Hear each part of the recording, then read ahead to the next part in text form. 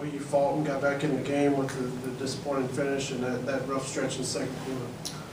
Well, I told the guys that after the game, I'm not that good of a coach for us to dig a hole like that and try to fight our way back into games continuously.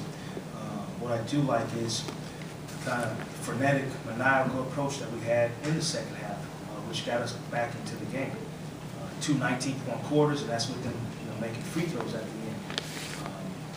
We'll continue to work, but the next step for us is being able to start the game and consistently play with that kind of frenetic effort. Jacque, is there some sort of commonality in some of these runs that some of your opponents have had lately this season? Well, I think, without looking at the game, Josh, and kind of just replaying it back in my mind a little bit, I think the run started with offensive rebound that we didn't get and open three that they made. And I've talked about that before. Is as much as this game is physical, the mental part of the game is the toughest. Is being able to kind of let that play happen, see the results of it, and not let it carry over. I think we got to a point where we were asking for things, whether that was from the referees, expecting things, whether that was fouls. And so one play sometimes can carry over, and we need to continue to work on just playing forward. Coach, it seemed in the first half they were really applying a lot of pressure to you guys, and it took a little while getting some of your sets.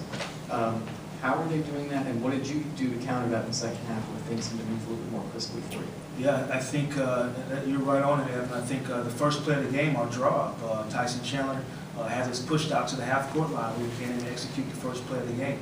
And I think once we responded to their hit in our face first, it took us a whole half, and then we responded by coming out and realizing that it's okay to hit first. And I think we were the aggressors in the second half. We pushed the pace. We had kick-aheads where guys were attacking in transition. And I think we tried to dictate what was going to go on. Coach, Jason Maxwell gave you guys some good minutes midway through the fourth quarter. Can you just talk about his play a little bit and how he was able to help keep the momentum going? Well, I ask of the young guys when sometimes they play, sometimes they don't play. Tonight, Jason was a prime example of being ready. We needed him in the fourth quarter, and he came in and gave us great minutes, whether it was drawing a foul. It was a good duck in for us. I think overall setting good screens, being ready, no matter if it's the first quarter or the fourth quarter, 4 minutes left in the game or the first 4 minutes of the game. You got to be ready.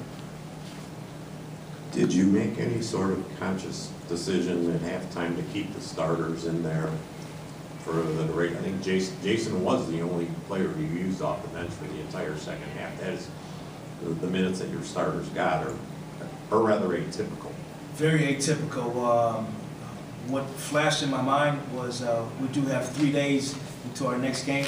So while I was going, I think in the huddle, under timeout, I think in the third, made a conscious decision that I was going to ride with that group that finished.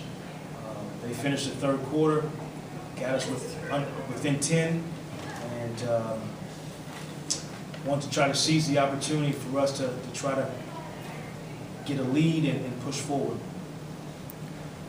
Coach, New York shot 8 of 14 from three-point range in the first half. You hold them to just 2 of 7 in the second half. What type of three-point defensive adjustments did you make? Well, I think there were a few things. I think in transition we had a little bit more attention to guys. I think they at least had 3 threes in transition in the first half. And those are just communication, guy taking charge and calling out the ball and us getting matched up. So I think a little bit more focus in the second half. I just think overall our attention to where the ball was, our closeouts were pretty good, and our contests were pretty good. Coach, after Carmelo left the game with the ankle injury, do you think the guys kind of saw that as the opportunity to strike, and maybe they kind of motivated them a little bit more? Would that kind of help with the runs a little bit there?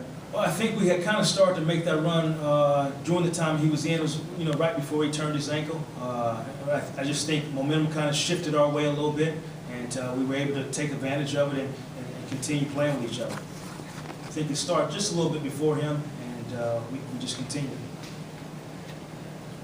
The offense in the first half struggled quite a bit. What changes did you see in the second half, and how do you sustain that moving forward as the team tries to pick up some wins here?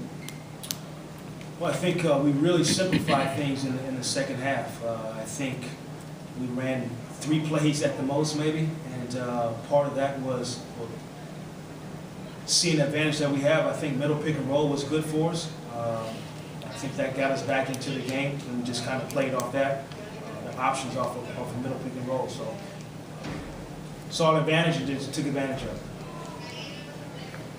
You answered this partly earlier in a prior question, but Victor played about 16 minutes tonight. How much of that was predicated on how well Jameer seemed to be playing? That's really what it was. It was that entire unit. The fact that they got us back into the game in the third quarter.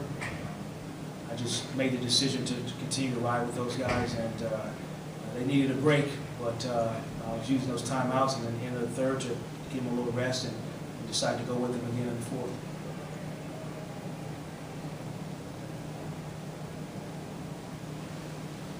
Everyone good?